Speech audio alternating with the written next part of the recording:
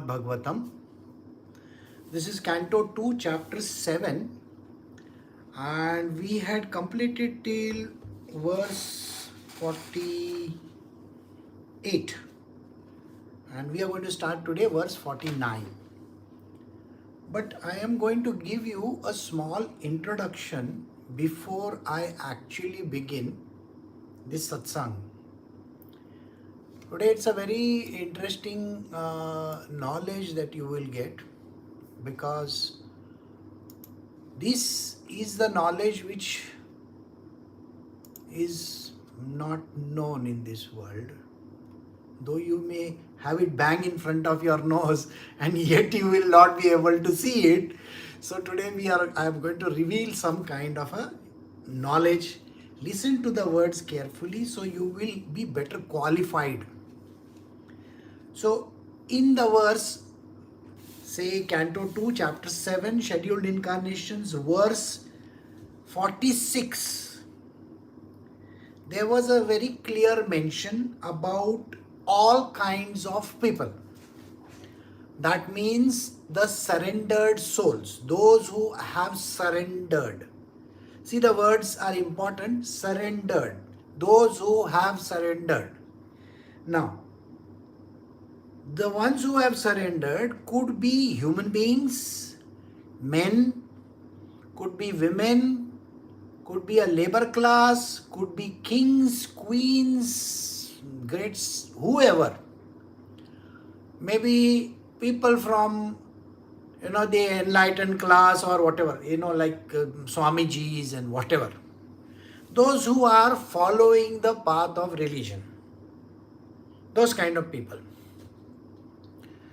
Now, when those kind of people are there, they want to be liberated. So the criteria of the ultimate destination is called liberation, or in our world, we call it knowing God. So the verse says that even those who have sinned, the worst of the sinners also, they also have to be included in. Now those devotees who have been trained by the one who does Parayan. That means, Parayan means like I am doing a Parayan. Right? I am going to give you the meaning of the scriptures. These are deeper meanings of the scriptures. So in this verse he says, those who have surrendered unto this person who is Parayana, Sila, Shikshaha. That means trained by those who do this kind of parayans. Alright? Even if they are not human beings. So think on those lines. Even if they are not human beings means what? They could be demonic characters for all you care. That means the worst of the sinners also. If they were to listen to the Parayan or to this, exposition of the scriptures, and if they were to follow the footsteps on devotional service, whatever this master, this spiritual master teaches you, if you were to just incorporate it in your life, then you will be able to attain liberation. Now, in the next verse that he says, which is verse 48, if you have this kind of a liberation, or if you were to meet this master, and if you were to listen to this Parayan, and you were to follow him and he trains you under his guidance, then you reach this transcendental state. This is verse 48. in which you don't need to control your mind. The mind control need not be there. So simply say that my mind is a flutter, goes all over the town. Who can control the mind? Nobody can control the mind. So which doesn't it tell you it's a general person, that is a person, he, like I said, it could be even a sinner of the highest order. If you were to just do that. And you don't even have to do mental speculation. You know what is mental speculation?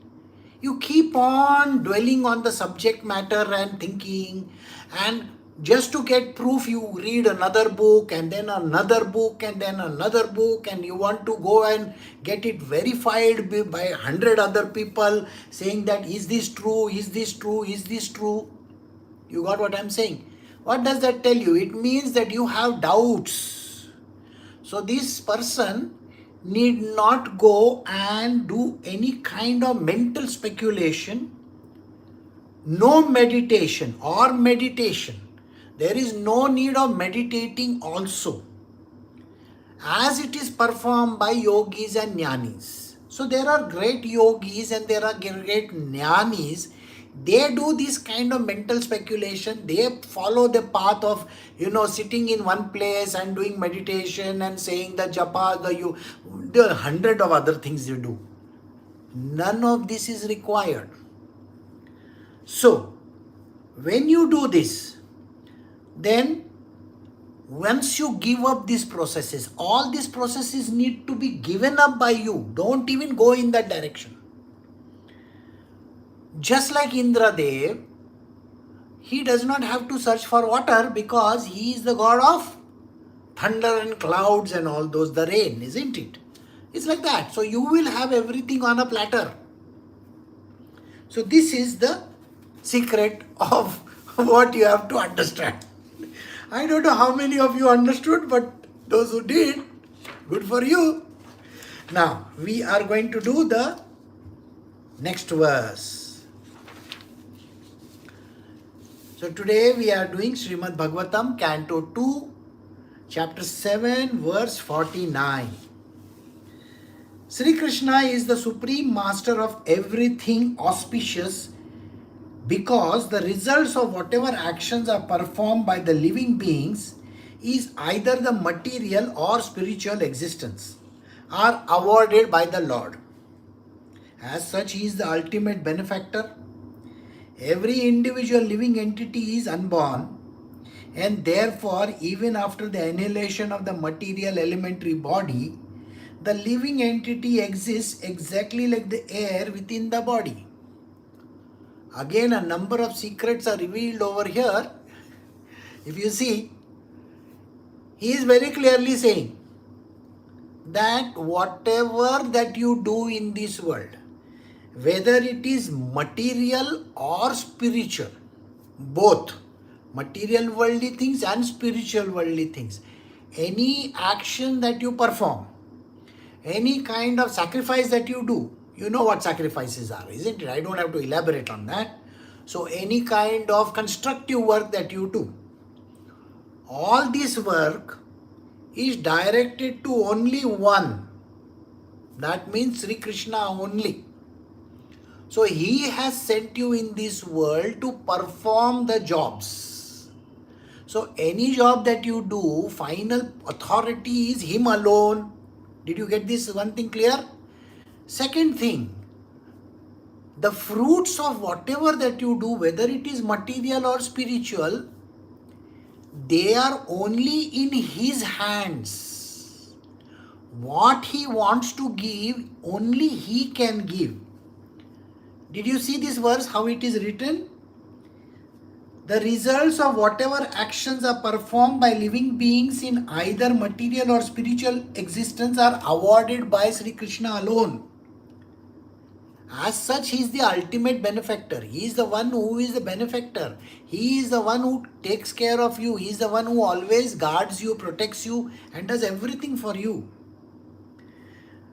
Then the next thing which he says, this is very important again. Every individual living entity is unborn. So what does that tell you? The moment you think, I am the body, I am the body, I am the body, you are immediately saying to yourself that I was born on this date, I died on this date. You know that dates are there. No, you are not dead. I know that for sure because you are listening to me. What it means simply is this, that you are born on some day and you are going to die on some day. Alright, don't bother so much about it. You are still talking about a body. Body is material worldly object. It is taken from the great goddess Prakriti, nature, mother nature. It's like a vehicle. I am buying vehicles, Toyota cars and Maruti cars and all. I am buying from those companies like that. So she is the one who manufactures this body. So don't be under the impression that you are the body. So you are unborn. You are not born. You just are using this. It's like a vehicle on hire. You know, Avis and all those cars are there. Like that, you are taking a Uber. This is your Uber. You are traveling in this Uber. So your body is not you. This is very clear. You are unborn. You are not born again and again and again. No, you take up a body again and again. I hope you got this clear. Therefore, even after the annihilation of material body, the living entity exists exactly like air within the body. Think on those lines. Even after your body is destroyed, gone, you are still going to be there. It's like the air which is there. You can't see. Like that, you are going to be invisible fellow. I hope you got this verse clear now. Right. So now we will proceed to the next one.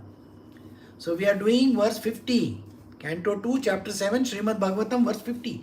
My dear son, I have now explained in brief the Supreme Sri Krishna, who is the creator of the manifest world. Without him, that is Hari, Sri Krishna, the Lord, there is no other cause of this phenomenal or nominal existence. So this has to be again understood. See, what is he saying? Sri Krishna is the ultimate. He is the one who is making and doing destruction also. Don't think that there is some other person. So you are also born in this manifest world. You took up a body over there. Got it?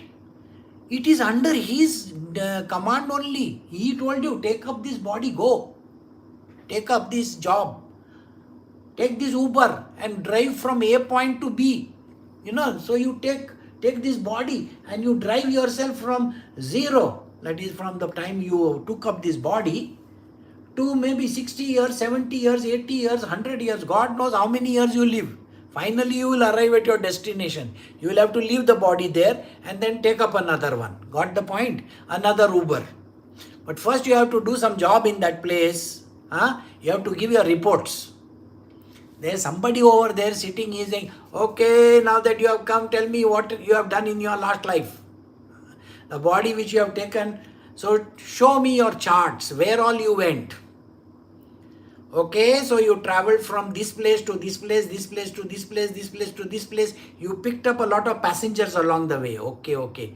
And there were already some passengers in the way and you dropped them while you were coming over here, isn't it? Oh, really? Who are those passengers? Your mummy, daddy, all wife, children, everybody. These are all passengers. When you got dropped off, maybe your wife and your children are still in that taxi. God knows. They're still in that Uber. They may be going ahead for all you know. Who knows? Don't know.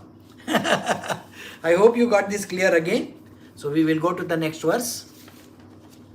O Narada, this science of God, Srimad Bhagavatam, was spoken to me in summary by Sri Krishna himself, and it was spoken as an accumulation of my diverse potencies.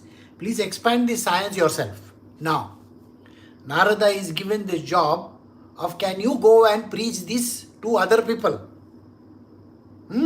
See, I am Brahmaji, I taught you all these things. Brahmaji is telling his son, Narada. See, Narada, all these things was taught to me by God himself, right? And when God taught to me all these things, I have told you in brief what is there. You are an intelligent person. You know how to go and do things in the world. Why don't you go out and now talk about this to the world? Did you get the point or no? This is also a secret. Understood? So here you are learning. So your job is to go out and publicize it and tell the world.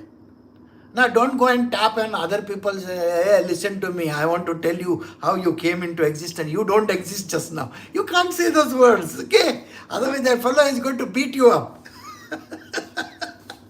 Those who want to listen, those who want to join your Uber, your car, you understand?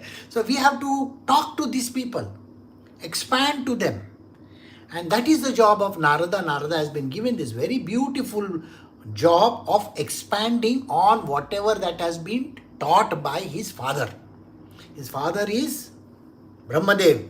Brahmadev has told him all the secret which Sri Krishna had told him in the past. So now, you got the answer? Now, what does he say? Verse 52. Please describe this science of Godhood with determination and in a manner in which it will be quite possible for human beings to develop this transcendental devotional service unto Sri Krishna, the super soul in every living being, and summum bonum, source of all energy, the sum total of all the energies. So what does he say? Now please go out and with determination, I am going to do this. I will definitely spread this word. That is your job. So Narada, go out there in the world, pick up this, your cudgel, go, and with your, maybe your mic and your whatever computer that you have or internet thing that you have. But today he can't be having, going on the foot and all that. No. So let us talk about that.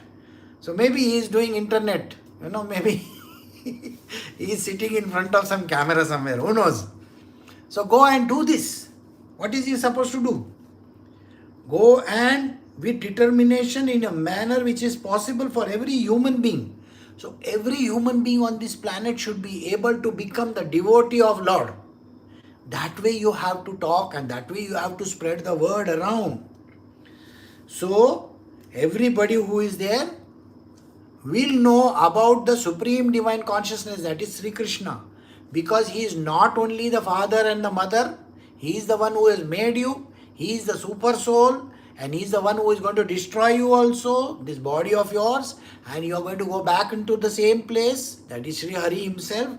And also, all the energies in the world, whatever energies that are there in this world, they all belong to him. I hope you got the point. Now we come to the last verse of this chapter. So we are doing Srimad Bhagavatam, Canto 2, Chapter 7, verse 53. The Lord's activity in association with his different energies should be described, appreciated, and heard in accordance with the teaching of the Supreme Lord. If this is done regularly with devotion and respect, one is sure to get out of this illusory energy of the Lord. That means Maya. Maya is catching you by your throat, isn't it? She's held you like this and you're choking away to death. Every day you are going through your miseries. Why am I working? Why am I doing this? Why is this family there? Why I don't have money? Why is this world like this? Why is everybody This is Maya. Maya is catching you like this by the throat. So if you want to get rid of this Maya, you have to ensure that you are learning about God. And you, Narada, is going and teaching everybody over there. And what are you supposed to do? Just talk about all the activities that he does. See, Sri Krishna does so much in this world. All kinds of activities. Go describe it to everybody. Like Tukaram Maharaj, go describe it in form of poetry. He wrote poetry, isn't it? Right? Like Jaidev. Now Jaidev Goswami wrote story. Okay. He wrote about Radharani and Sri Krishna. You write that if you want to. So you can sing poetry, that is bhajan and all that. You can make abhangas, write small couplets. Or you can write books. Books like whom? Like Jaidev. Or you can teach the world. You can do anything. When we dance for him, Prabhupada used to dance, isn't it? So like that you can dance in the middle of the street also. And who was his inspiration? My own avatar. Avatar Chaitanya Mahaprabhu. Chaitanya Mahaprabhu would be singing and dancing in the middle of the street, going all over the place. Singing bhajans, kirtans. You see, people will call you mad and crazy. Does not matter. Who cares? We are going to get liberated. Whether they won't get liberation or no, who cares? They may be coming back again and again and again. They will come in a jalopy. Ours will be super fast cars, don't worry. And who is the driver?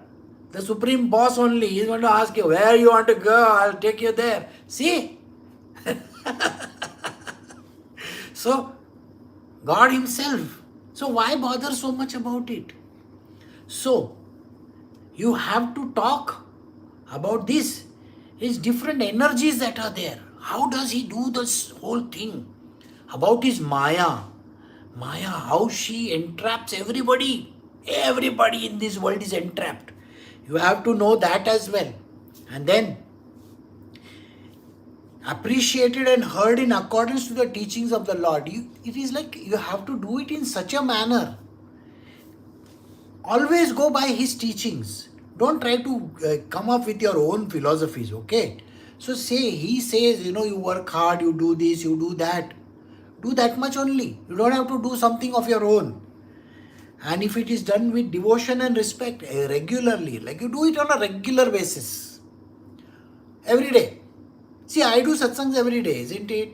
You have seen me, I just talk. So, like that, does not matter. Some people will call you an idiot. Does not matter. See, whoever speaks like that is an idiot himself. We don't have to get entrapped by what they say. So think on those lines. So do it with respect and devotion. And then you will surely get out of the illusory energy of the Lord. Then no Maya will come and catch you by the throat.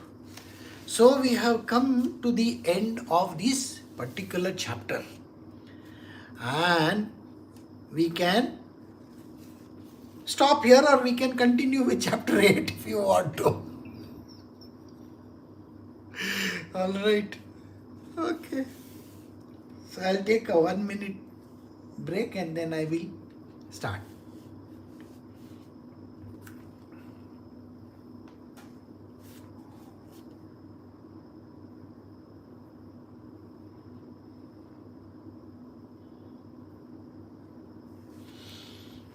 Okay, so we are doing Srimad Bhagavatam, Canto 2, Chapter 8. So these are called questions by King Parikshit. So, verse 1 says, King Parikshit inquired from Sukdev, how did Narad Muni, whose hearers are as fortunate as those instructed by Lord Brahma, explain these transcendental qualities of Sri Krishna, who is without material qualities? Before whom did he speak? Yes. Now Parikshit is sitting over there listening to Sukdev. Right? Now Sukdev is giving him the satsang. Remember, he has got a week's time or so before he passes on. So before that he is supposed to get all the information, all the knowledge that is there so that he can have a safe journey towards the Lord. Now, the question which he asks is, yes, you told me very beautiful story about Narada listening to the Lord, his own father, Narada's father is Brahmadev. So Brahmadev gave him nice knowledge and information. And all this is recounted over here by you, that is Sukdev, who has learnt it from his father, who is another Krishna's avatar only. So Ved Vyas. So now let us say, so can you please tell me what exactly did Narada do in this world? It's important thing, isn't it? We have to know what he did, because he must have definitely spread. You know Narada, no? He goes with his tambura everywhere.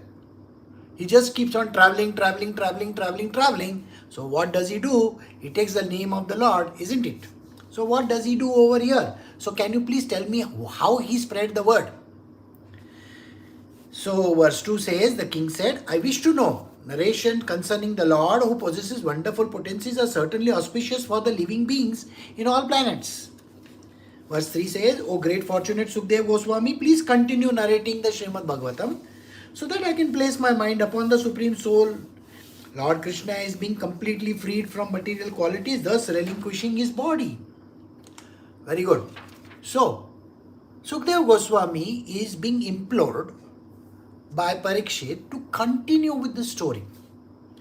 What is this story that we are talking about? This is the Srimad Bhagavatam. These are the different avatars of Sri Krishna that came along. The Supreme Lord took as many avatars as possible. Now we have recounted a few of them in the last chapter. Some small snippets were given. Now after this we are going to learn more and more about it. So Parikshit is telling, very nicely he is telling, Sukdev, can you please continue with the story? I am interested in knowing more and more. So, and also tell me how Narada went about talking about this to everybody. So that when I finish listening to it, I will be freed from this material worldly bondage. See, he's been trapped in this material world. You know that, no? Parikshit was very much trapped in this world. So please continue this narration. So verse 4 says, persons who hear Srimad Bhagavatam regularly and always taking the matter very seriously will have Sri Krishna manifest in their heart within a short time. So those who listen to this particular satsang and those who are the ones who are hearing the Srimad Bhagavatam, they are very privileged lot. They are the ones who are going to understand and know about Sri Krishna very well. See, just listening to it is going to take away a lot of your sins, your karmas. It's going to eliminate those things. So here he says, just listening to it regularly. See, why is it regular to listen to these satsangs? It's because when you listen to these satsangs, your mind and your body and your being and your heart is getting purified every single day. This is a wonderful thing that is happening. It is opening up the doors of the heavens to Sri Krishna's place. It may not seem, something great at the moment, because as a human being you are going through your miserable life. But don't worry. Once this life is over, you have that liberation coming in front of you, because you have been listening so patiently to it. So, verse 5 says, the sound incarnations of Lord Krishna, that is the Supreme Soul, that is this Srimad Bhagavatam, enters into the heart of a self-realized devotee, sits in the lotus flower of his loving relationship, and thus cleanses the dust of material association such as lust, anger and hankering and all that. Thus it acts like an autumnal rain upon pools of muddy water.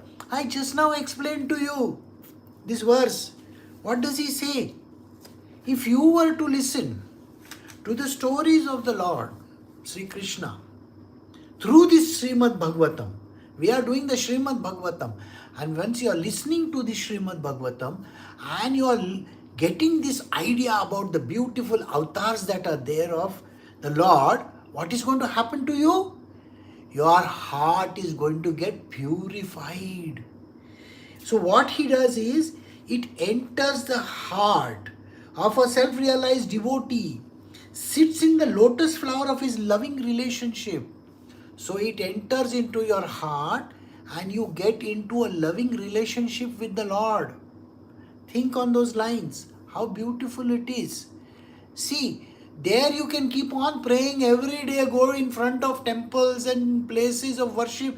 Keep on praying even in your own Devgar. You can keep on saying God, God, God, God, God. You can keep on doing. But that is not going to give you really Sri Krishna. Please understand. Today I revealed to you the secret. So think on those lines. If you were to listen to this, what is going to happen to you? Your heart is going to get cleansed. And then you will have this power of the same self-realized soul. The one who is recounting it, it will sit in the lotus flower of the lotus relationship, of this loving relationship. Means what? You will be in a loving relationship with Sri Krishna himself. You know, he is love incarnate. You know this, no? So once you have listened to this Srimad Bhagavatam, you are going to be one with him. And thus cleanses the dust of material association. This material association is like every day we get angry, upset, we have lust, we have greed. All kinds of nonsensical things are happening in your world, isn't it? You know, na? There are the Shadripus which is there. Okay, you get angry for no rhyme or reason. All this is going to get wiped clean. All cleaned out. Such as lust, anger and hankering. It will cleanse the dust of this material association. We have association with other human beings, and when we meet these other human beings, we always have some anger going on, some lust going on, some kind of nonsense is going on in our life, isn't it? We like the person, we hate the person. We are feeling love that person and we don't want that person in our life. All these kinds of hankerings are there.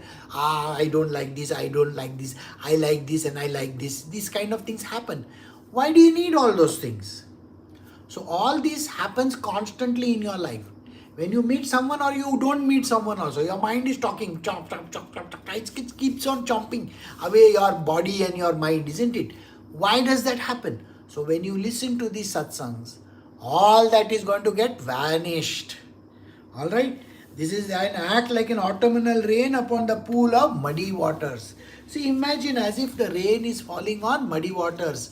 It is going to cleanse that thing up. You have seen, when the water comes down from the skies, it cleans the road also, isn't it? You have noticed it, correct? So, verse 6 says, a pure devotee of the Lord whose heart has once been cleansed by the process of devotional service never relinquishes these lotus feet of Lord Krishna, for they fully satisfy him as a traveler is satisfied at home after a troubled journey. So once you are in love with Sri Krishna, see, Sri Krishna never leaves you. You may get entangled in the material world. You may say, I want to get married, I want to settle down, I want to do this, I want to do that. It happens. Sri Krishna doesn't forget you. Never. He doesn't forget you at all. So, once you have attained this kind of devotional service unto the Lord, once you have fallen in love with him, he will continue to be around you. He is not going to leave you and go. But you definitely depends on your material worldly existence. You can, be here this now and maybe next life, who knows, we don't know. So it's like a traveler satisfied at home with a troubled journey. So verse 7 says, O learned Brahmana, the transcendental spirit soul is different to material body. Does he acquire the body accidentally or by some cause? Will you explain this to me? For it is known to you. Now comes the next part. After this, after you are dead and gone, you get another body, isn't it? Like I told you, you are to anyway always, but there in this world you are always around. It's not that you are going to leave this body and then you won't be there. It's not like that. So you are always going to be there because you are eternal. We did that in that verse. Okay. So since you are going to be there, what is the best thing for you to do? So you have to take up a new body. So Parikshit is asking, Sukhdev, can you please tell me what happens to this person, this devotee, this person who is there? Does he get a new body? What exactly transpires now? So, will you kindly explain this to me? For it is known to you. So you know these words And that is why I am asking you this simple question. Can you please explain to me exactly what is going to happen? So,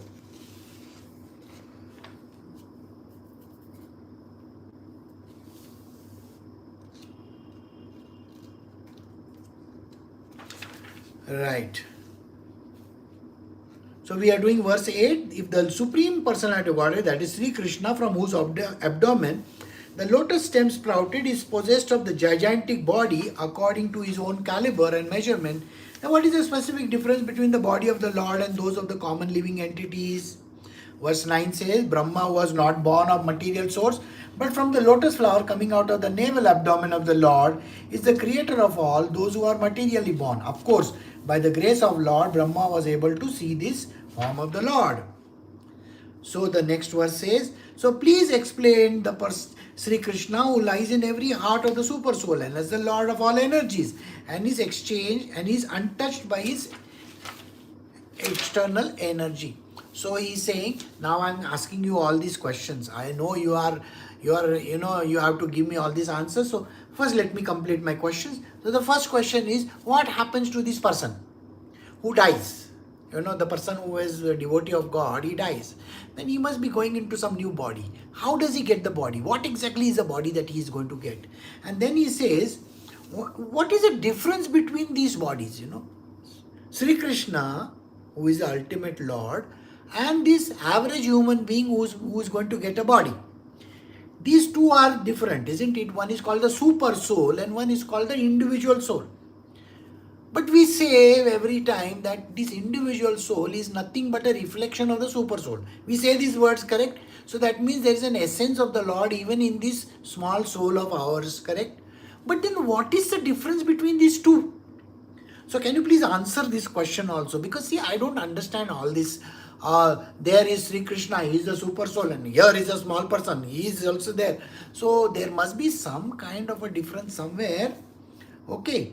And you also told me one more thing, that Brahmaji is the one who has come from the lotus stem, which has come from Mahavishnu's Nabi, and it is up there, and he was born as an unborn person, as a son of the Lord himself.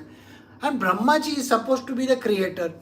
So there is a creator who is involved in creation, Brahmaji, who makes all this beautiful world around us. So how is he concerned? How is this Krishna concerned? The super soul. How is this individual soul concerned? How do all these things matter together? How does all these things come together? I want to know this. So, and Brahmaji, who was not born from material source, means what? You never took any material substance from the world and said, okay, now I'm going to make Brahmaji. No, you never made. Brahmaji is not come from Prakriti the way we look at it, isn't it? He just came about. Swayambhu means just like that. He just came about. How did he come about? No idea. So can you please tell me? So Sukhdev ji, can you please explain to me how this happened? Because you have learnt everything from Narada and all those people, correct? So, and this Sri Krishna, who is called the super soul, who lies in the heart of everybody. This also you said, no? See, in one of the verses we did that the super soul, Sri Krishna, is in the heart of everybody. The heart becomes pure and then Sri Krishna is over there. We said, how is it that even if he is in that human being, he is not touched by anything? Did you get it? So the person is there, he has got those different tendencies and karma and everything is going on in this individual soul. So if individual soul has a problem, how is it that Sri Krishna doesn't have any problem at all? It is like as if he is far away from all these things. Okay, just example over here. Let us say you have a cut on your finger. Okay, does it hurt you? Yeah. You hurt your entire body also, or like a headache. When you have a headache, does it affect you? Yes. One small germ entering your body can cause you problem in your life, isn't it? one small jump, okay, you start getting loose motions also, right? The whole body gets affected, no? Think on those lines. If this individual soul is a part of the super soul, Sri Krishna, how is it that this individual soul, whatever problems that he is having, whatever karma that is happening in his life, or whatever tendencies that he has and all these problems that he is associated with, is not affecting the super soul? Isn't that a good question? So I would like to know all these things. So can you please explain to me all this? So please also explain who is this Sri Krishna who lies in the heart, okay, and as a lord of all energies, and yet he is untouched by anything in this world. So we have come to the end of verse 10, Canto 2, Chapter 8, Srimad Bhagavatam, verse 10. So questions raised by King Parikshit, and we will stop over here.